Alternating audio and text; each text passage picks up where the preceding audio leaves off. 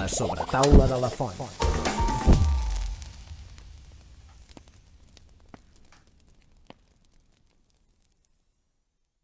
Va molt bé perquè així ara podem variar una mica de terç, perquè hem introduït la idea de la nació, que és com un dels temes que encara està ben viu a la filosofia política, i acabo de fer-me aquí una entrada perfecta per presentar un bon totxo, un llibre que pesa.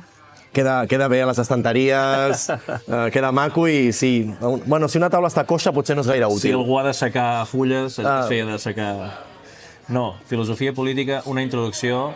Entre els editors tenim Elvira Ria de Gil, Luis Pérez Lozano, Marc Sant Jaume Calvet i Sergi Morales Gálvez, que el tinc aquí sentat. Això és un totxo de filosofia política de vora 600 pàgines. I és una introducció. I és una introducció.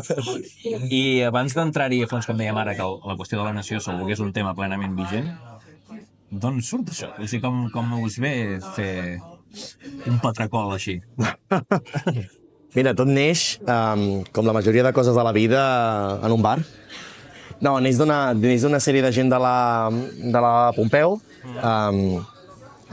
Jo me'n recordo, jo estava fent el doctorat encara, a l'Obaina, però jo venia aquí tot sovint i aleshores amb en Marc Sant Jaume i en Lluís Pérez, que els dos treballen a la Pompeu, jo els vaig dir, escolta, no pot ser que no hi hagi... Suposo que te'n recordaràs dels típics manuals d'universitat que et feien comprar els profes i valien un pastón, no?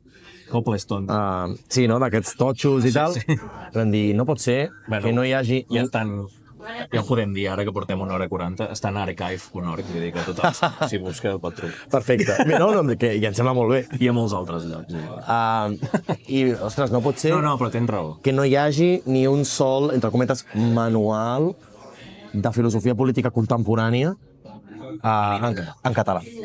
I no només escrit en català, sinó fet des de l'òptica del nostre context. No? O sigui, no només és la llengua, sinó des d'on ha estat parit, diguem-ne. No?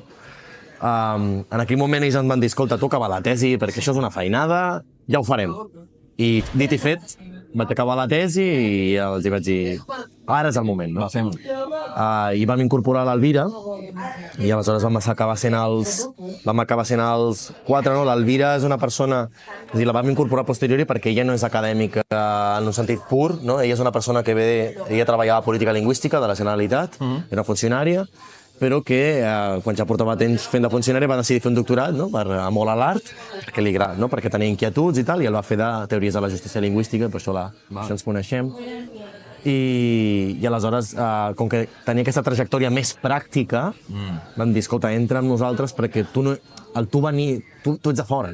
Sí, tu ets de dins, però també ets de fora. No? Nosaltres 3 som acadèmics de l'ús de sempre. No? Hola, t'està agradant el capítol? T'agradaria que n'hi haguessin més? Tens ganes de contribuir amb aquest projecte? Doncs tot això ho pots fer de manera molt fàcil fent-te mecenes de La Sobretaula. La Sobretaula de la Font té una pàgina a la plataforma de micromecenatge Aixeta. L'enllaç et trobaràs a totes les xarxes socials. Entres a la pàgina, et fas un usuari i ja podràs subscriure't en alguna de les aportacions mensuals. És molt fàcil, ja veuràs. Amb la teva subscripció, doncs podrem fer que La Sobretaula de la Font se senti millor, es vegi més bé i arribi més gent. I ja està. Et deixo una altra vegada amb el capítol. Gràcies! Per evitar, no? O per guardar-los una mica... Perquè volíem que que aquest llibre no només fos un manual perquè els estudiants el llegissin per anar a examen, sinó que volíem realment que toqués temes pràctics de la nostra societat que la gent pogués dir, ostres, doncs això m'interessa, encara que jo potser no vull ser un erudit de la filosofia, no? No, però va estar a segona edició, vull dir que... Sí, no ha anat malament. Vull dir que per ser... L'he presentat molt malament i he dit que era un totxo. És un totxo, però vull dir que s'ha vengut i és realment un espai que no s'havia ocupat, no? No, la immensa majoria de llibres introductoris a la filosofia política contemporània, el pensament polític, eren fets en anglès. Bueno, i aquell de l'Strauss també es diu... Sí. Aquell escrit de 4 mans també, no sé qui... A veure, en anglès n'hi ha molts. Sí. Alguns més històrics, altres que són més de contemporanis. I aleshores, en castellà i en francès hi havia alguns, en francès no ho conec tant, però en castellà sí que hi havia uns quants, però molts eren traduccions de l'anglès. I en català no hi havia res. o res que nosaltres coneguem. Aleshores és quan ens vam posar les piles i d'això ja fa 4 o 5 anys, vull dir que hem trigat molt de temps a fer-ho. Vau buscar professors, experts... Clar, vam buscar experts en cada tema perquè el llibre està com dividit en 2 parts. Una primera part que són el que nosaltres anomenem els ismes, no? És a dir, el liberalisme, el nacionalisme, el feminisme, el socialisme, conservadorisme, no? I això és la primera part del llibre, no? Que són les tradicions de pensament fonamentals de la nostra vida contemporània, no? Sobretot des de la Segona Guerra Mundial fins avui. I la segona part del llibre és sobre problemes o dilemes de la nostra vida contemporània, de la nostra vida actual. Alguns dels quals remeten molt al nostre context català. Hi ha un capítol de llengua que no n'hi ha cap llibre introductori que sapigui a la filosofia política que n'hi hagi un. Hi ha un sobre l'autodeterminació, que no és un tema que tampoc surti habitualment. Hi ha un capítol sobre migració, hi ha un capítol sobre religió, un sobre propietat privada, sobre si els drets humans són universals o no, sobre drets dels animals. Hem tractat tota una sèrie de temes més pràctics, no? Ostres, això que hi hagi uns activistes, no, aquests activistes que ara llencen pintura per lo de, no? A vegades és pel tema dels drets dels animals, si no m'equivoco, sobretot són del medi ambient, però aquests activistes que fan aquesta... I això per què, no? O per què han anat a aquesta granja i han fet aquesta història, no? Doncs les raons de fons, estiguis més o menys d'acord amb ells, doncs un dels companys l'explica, no, en el llibre. El mateix amb la religió, el mateix amb la migració. No sé si has tingut la sensació alguna vegada que t'hagin dit... O sigui, que aquest llibre és una manera també de demostrar... O sigui, ho dic diferent. I saps per on vaig, em sembla. A veure... Tu també m'ho has dit, que sents com l'obligació també una mica, hauries de sentir, i això també m'ho han dit diverses persones que han passat per aquí, de divulgar, I el que t'anava a dir això, que és com la sensació aquesta de que molta gent associa la filosofia amb crear... La Torre d'Ivori. La Torre d'Ivori també, d'estàs allà dalt en aquesta mena de posició superior... I aquí no, o sigui, tu ho acabes de dir. Vull dir, aquí... Intentem. Si més no la segona part, molt més, no? No, inclús la primera, no? Perquè intentem que les coses que s'expliquen, quan parlem d'ismes, doncs, que hi hagi exemples pràctics, no? Jo què sé, sobre el liberalisme, hi ha un capítol de liberalisme i la qüestió de la distribució de la riquesa, no? Doncs casos pràctics sobre la distribució de la riquesa a Catalunya o a l'estat espanyol i el debat abstracte, aterrar-lo en aquesta discussió més pràctica per, d'acord, els impostos estan bé per això, no? I pam, i surt aquí, no? Sí, ho hem intentat, no sempre és fàcil, perquè al final estàs parlant de... La filosofia és gairebé per definició abstracta, no? Intentes tractar grans conceptes, no? Pues, què és la llibertat, no? Què és la justícia, què és la igualtat? Que al final, els debats de filosofia política, això ho diu molt el company Marc Sant Jaume, que és un dels editors, al final els pots acabar resumint agafant 7 o 8 conceptes i dient, aquestes són les 7 o 8, són les coses, aquestes 8 coses. A partir d'aquí, la igualtat, la justícia, la legitimitat, el poder...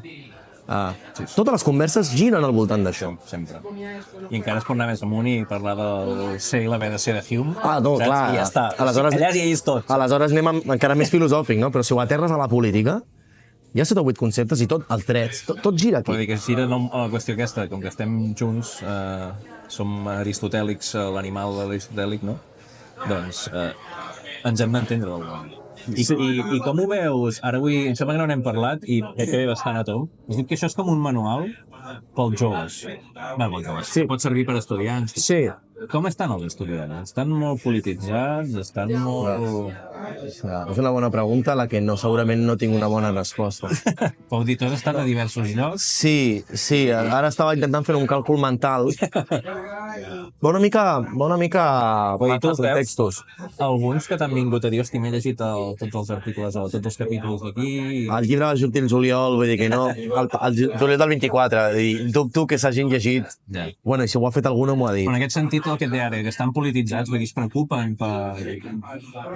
No ho sé, és a dir, clar, la meva impressió és, almenys a Catalunya, durant el procés i potser abans, hi havia, la meva impressió, quan jo estudiava, durant el procés, hi havia molta politització, aquesta era la meva impressió, entre els joves, per motius diversos, sigui per temes ecològics, sigui per temes de justícia socioeconòmica o pel tema o de justícia nacional,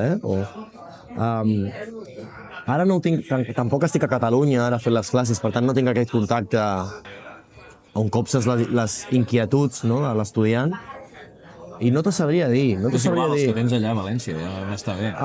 Sí, que també tela. La meva impressió a l'Imeri, que és d'on venia, i a València, però és una impressió, és que no hi ha tanta politització com aquí. O sigui, tu tens estudiants de filosofia, entenc? No, de ciència De política. ciència política, perdona. I de dret. I és gairebé absurd que jo et demani si estan polititzats. Però tu em comentes que... No, absurd no. Segurament hi ha alguns que sí que tenen clarament inquietuds i que et pregunten més, però jo amb el tema de... Sí que he vist algunes mobilitzacions pel tema de Palestina, això sí que s'ha vist una mica més.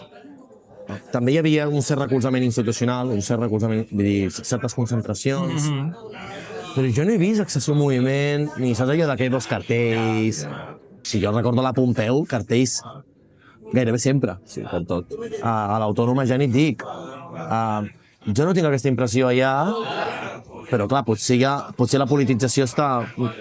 O el moviment més polititzat va per un altre cantó que potser desconec i que no he estat capaç de descobrir. Inquietuds tenen, perquè tu fas classes i vas tirant del fil. Si això es tradueix en mobilització política, no ho tinc tan clar. Ara amb tot el tema de la Dana i que hi ha tot un moviment demanant la dimissió del govern valencià... Clar, és que ha estat molt gros, això, ja. Sí que he vist alguna cosa més.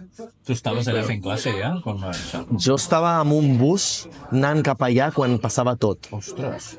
Vaig agafar el bus, jo l'agafo a l'aeroport del Prat, i et porta directament a l'estació d'autobusos de València. A més, la universitat va suspendre les classes. Sí, abans. Sí, jo recordo que la universitat havia suspès la classe pel dia següent, i tot i així el vaig agafar perquè per 2 dies més tard em tocava fer classe igualment, i vaig dir, bueno, vaig allà i prou. I ho van acabar anul·lant tot. Sí, clar, jo crec que ningú s'imaginava una catàstrofe d'aquestes dimensions. La universitat sí que és veritat que va ser molt cautelosa i va fer ben fet, que a migdia de quan ja la cosa semblava que anava malament, Amb els avisos que donaven. van tancar. I va ser aquell vespre, aquella vesprada que diuen allà, que la cosa, sobretot a les 6, 7, 8, que la cosa es va desencadenar de manera heavy a la zona de l'Horta Sud. Un altre tema, per anar cap a la part final, és que jo ara que estic ficat també en temes de filosofia política, és una cosa que el meu entorn més proper em pregunta a vegades, o fins i tot t'ho demanen, perquè és també un altre concepte que s'escolta moltíssim, i amb algú que en sap més que jo, doncs em ve de gust demanar-li. L'extrema dreta. Saps? Que aquest any és l'extrema dreta. Estem gravant això a mitjans de febrer, sortirà al març, és igual, però cada dia, a tot arreu, la puta extrema dreta, a tot arreu, i ja arriba un punt que, hòstia, què s'ha de fer amb això? Primer, no ho sé. Si vols des de la teva perspectiva de... Sí. No cal que aterris al tram, no sé què... No, en general. Agafem-ho... Mira, jo aquí, hi ha vegades que tinc com... Bueno, primer, va sortir l'enquesta d'usos lingüístics, que és una cosa que a mi m'importa molt, però alhora estava passant tot el tema de les declaracions de Trump sobre Zelensky i sobre Ucrania. Em preocupava més el segon que el primer. O sigui, realment, el que està passant, no m'aterra, però quasi. És a dir, tinc la impressió, que ja veurem com acaba, perquè potser d'aquí 4 anys la cosa canvia molt, però tinc la impressió que certes coses que donaven per fetes es van desfent com a poc a les nostres mans. No? La idea de que l'ordre internacional hi havia unes mínimes normes de convivència que després moltes se les passaven pel forro, vull dir que... Sí. Però clar, tant l'element del que està passant a Palestina com l'element d'Ucraïna i el que està fent la nova administració americana, clar, és a dir, les guerres d'annexió, quantes n'hem vist en els últims 50 anys de guerres d'annexió? Hi ha hagut moltes guerres civils, hi ha hagut coses terribles, ha passat coses terribles, i jo no ho nego, però les annexions, quan als Estats Units amb Iraq, conquerir per quedar-t'ho? Sí, podies entrar com als Estats Units a l'Iraq, no? Tal, Recursos, I després me'n vaig. Lamentable igualment, però vull dir, però les guerres d'annexió, jo tinc la impressió que això ho discutíem amb en Lluís Pérez, precisament fa un parell de dies, és una cosa que... I les neteges...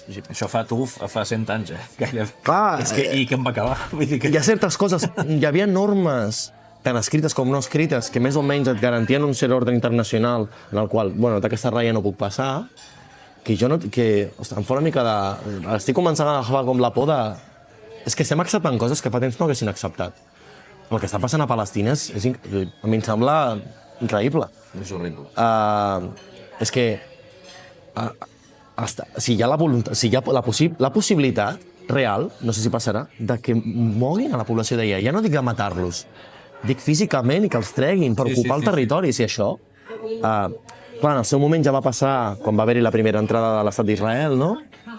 Que ja això en si ja és problemàtic, però un cop porten ja 80 anys, doncs ja ho dones una mica per fet i al final has de conviure amb això, no? Però clar, que hem de tornar a acceptar una cosa similar, a mi em sembla marcià, d'alguna manera, no? Repetint els errors. Bueno, errors, és igual.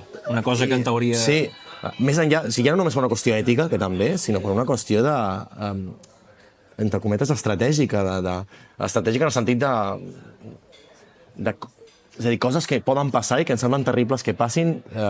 Els incentius, abans hi havia com molts costos per fer aquestes coses. A mesura que això ho anem acceptant, els costos baixen i l'incentiu a fer bogeries augmenta, o de permetre-les. I a mi això... Perquè si he fet això i no m'ha passat res, no? Un pauet, eh? Lògica de més. Primer Crimea. Paro. Provem amb el Donbass, no? Sí. Provem. Poteta. A veure, clar... És lògica de nen petit. Vaig provant fins que em renyen. Bueno, fins que em renyen o fins que el cos de que em renyi no és lo suficientment alt com perquè jo pugui fer la marranada i fer el que em doni la gana, no? Bueno, això a banda, el tema de l'extrema dreta, més enllà de l'ordre internacional, el tema de l'extrema dreta, suposo que jo diria dues coses. Una cosa que a mi em sembla sorprenent és que assumim habitualment aquest discurs de l'error de l'esquerra que està permetent que creixi l'extrema dreta. I sens dubte segur que l'esquerra té algun paper o ha comès molts errors i que ha permès que certes coses passin. Cap dubte. Un relat bastant repetit, últimament, també. A mi em deixa frapat. És a dir, els partits principalment afectats per això no són els partits de l'esquerra. És a dir, el partit més perjudicat per l'augment de Marine Le Pen a França no és el Partit Socialista, ni l'antic Partit Comunista, no, és la dreta tradicional. És a dir, els partits que estan perdent... O sigui, qui té més a perdre amb Aliança Catalana a Catalunya no és ni la CUP ni Esquerra Republicana, que segur que poden perdre alguns votants, segur. Qui té molt a perdre és Junts per Catalunya. Per tant... I Espanya amb el PP i Vox. Correcte, correctíssim. Per tant, escolti, no, aquí qui s'ha de fer una revisió de com ha fet les coses i quines coses ha fet malament, no només és l'esquerra, és sobretot la dreta tradicional. I per algun motiu, òbviament, intencionat políticament, es posa el focus en una banda i no en l'altra. Perquè qui està patint de veritat i qui perd votants i tal. És a dir, això hi ha un llibre que ha publicat fa poc Oxford, que jo no l'he llegit tot, només he llegit algunes coses, que és sobre les normes socials i l'augment de l'extrema dreta. No és que les persones ara de cop i volta s'estiguin transformant en gent d'extrema dreta. És que les normes socials s'estan modificant. Hi ha coses que abans eren inacceptables, que ara cada cop són més acceptables, i coses que la gent abans pensava, però no les deia, ara ja les pot dir. I ja, ara, dir que votes Vox, ni tan mal. Hi ha la sortida de l'armari, no? Estem vivint els últims 5 anys, 10... I que es normalitzen. Això m'ho va explicar un amic meu que vivia de l'escola, que vivia a Minneapolis, a Minnesota. Ara torna a viure aquí, però havia viscut allà. Em deia, jo treballo en una escola concertada, és a dir, concertada en el sentit que la gent havia de pagar una part, no sé ben bé com funcionava, però que no era públic a públic. I jo recordo, ell recorda, quan va guanyar Donald Trump per primera vegada, que fins en aquell moment, doncs sí, racisme i tal, sí, però era una cosa que estava allà, però no es verbalitzava molt explícitament. Quan Trump va començar a dir allò de fem-los pagar el mur, els mexicans, jo tenia gent a l'escola que de cop i volta li començava a dir als seus companys llatinoamericans pagueu el mur. gent que potser eren americans amb nacionalitat, i ja es podia dir, si ho diu el president. Sí, és un dels grans... L'altre dia justament també en parlava... Crec que més d'uns dies ha sortit amb el Daniel Reventós, també gran republicanista, que també em deia que ells, a més a més, té textos al respecte. Com també s'han apropiat de la idea de llibertat. Ah, sí, Saps? sí. No només això que em dius... Això sí que és un error de l'esquerra. Això sí que és un error de l'esquerra. Però no respecte a l'extrema dreta, sinó respecte a la dreta en general. És a dir, aquí l'esquerra, per bones raons, s'ha focalitzat molt tradicionalment en la qüestió de la igualtat, no? I sobretot amb una espècie de rebuig a l'individualitat. No? O sigui, hi ha com un relat de no, l'individualista és una persona egoista, no? I el que importa és el col·lectiu, el comú, no? Que sí, és a dir, segurament hi ha una part de veritat, o hi ha una part important d'entendre que això és així, que és veritat, no? Però això de deixar-li la noció d'individualisme o d'individualitat i de que les persones prenen decisions lliurement a la dreta és una estupidesa. De fet, quan tu revises la doctrina socialista o comunista històricament parlant, la gran fita d'arribar al comunisme, quina era? Era l'emancipació de les persones, de l'individu. Era que arribaria un moment que hi hauria tanta abundància, no? Per raons que Marx explica molt bé, que ja no faria falta que ningú hagués de prestar el seu treball servil a un empresari, no, al burgès, i per tant que podria fer el que volgués, no? Com que jo ja no et dec, com que ja jo no haig de treballar per tu perquè ja no ho necessito, ja no haig de vendre les meves mans del meu capital, no? Ja no haig de vendre les meves mans a treballar per tu, ara ja puc treballar per mi. El que s'ha quedat el liberalisme de treballadors per si mateixos, no? Ara ja em puc emancipar. Aquesta és la idea fonamental del comunisme. La persona que ja no depèn de ningú altre, no? Això també és republicà, no? Que ja no és dominat i que per tant és lliure. Algú no dominat és algú que és lliure. Segurament dels 3 valors de la Revolució Francesa, llibertat, igualtat, fraternitat, l'esquerra s'ha quedat únicament amb la igualtat. Potser els hi ha regalat la fraternitat, temes de nació i de relacions, queden molt apropiades per la dreta també. Alguns jocs sí, perquè jo de fet amb companys flamencs jo els hi deia, no? Perquè la intel·lectualitat flamenca és molt antinacionalista flamenca, perquè el nacionalisme flamenc històricament ha estat de dreta, inclús en el seu moment va col·laborar amb el nazisme i per tant hi ha un estigma que han arrossegat durant molt de temps. I si mires els 2 partits majoritaris de Flandes, els 2, un és de dreta i l'altre és d'extrema dreta, no? És de molt de dreta. I de fet són els 2 partits més grans de llarg a Flandes i inclús a nivell belga. Són partits de molt de força.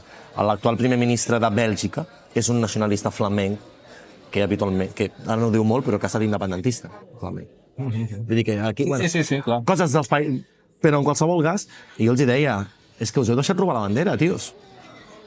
Si aquesta gent us ha robat la bandera a l'esquerra liberal, perquè ell tampoc era un marxista, però era algú progressista, liberal en el sentit no en el sentit econòmic d'un neoliberal, sinó liberal en el sentit polític de tota la vida, no? Socialdemòcrata. Un socialdemòcrata, sí.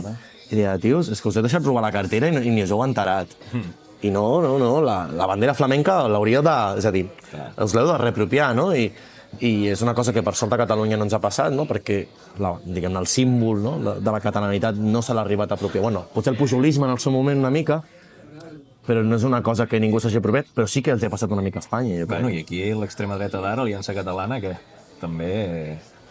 No ho tinc molt clar, perquè... Però vull dir, tenen la catalanitat a la boca tot el dia, no? Bueno, clar, no sé si aquí tu vius... No, aquí no. No? És a dir, clar... Estem a prop de Ripoll. Per això t'ho preguntava, tenen tanta poca presència... I són comptadíssims. Clar, no, és que al Prat, jo no sé quanta gent... És que clar, al Prat, jo no sé quanta gent és susceptible de votar Aliança Catalana. Potser més dels que em penso, no ho sé, però... Com ho veus, aquests que els diuen que les pròximes eleccions encara doblaran resultats? No, que les properes eleccions poden treure 5, 6, 7, sí. És a dir, és que no fa falta que treguin uns resultats espectaculars. Sempre que Catalunya no tenia la seva extrema dreta, no? O sí que la tenia, però eren reductes... Bueno, passava... Jo crec que passava una mica com a nivell espanyol amb Vox, no? És a dir, històricament, la gent que tenia com certes inclinacions més feixistòdies votaven al PP, o suposo que no votaven, no? perquè els que votaven a Falange, aquestes coses, eren 4 I matats. per herència de formació del PP. Vull dir, No, i tant, i tant, i tant. I per història. Bueno, però tampoc, perquè en el seu moment, no, Blas Piñar i tota aquesta gent tenien representació, eren 1 o 2, vull dir que... Vull dir que també, sí, sé per on vas, vull dir que tenien aquesta visió més conservadora, fins i tot. Correcte, no? Tradicionalista. Però el PP va ser capaç de tenir-ho dins del propi partit, no?, i de controlar-ho d'alguna manera, no? Jo crec que històricament a Catalunya l'extrema, o els elements més feixistoides, diguem-ne, del nacionalisme català sí que han estat sempre molt minoritaris i continuen sent, però bueno, no?